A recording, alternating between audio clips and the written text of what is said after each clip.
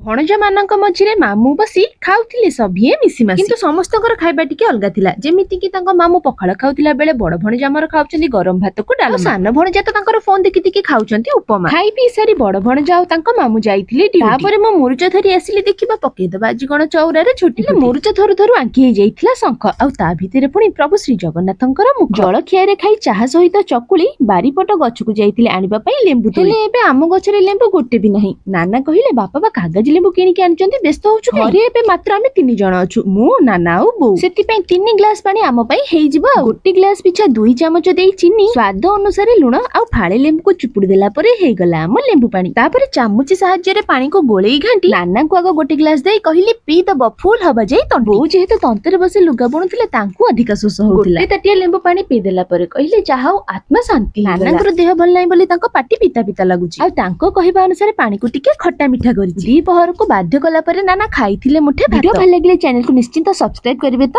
Jay Jagannath.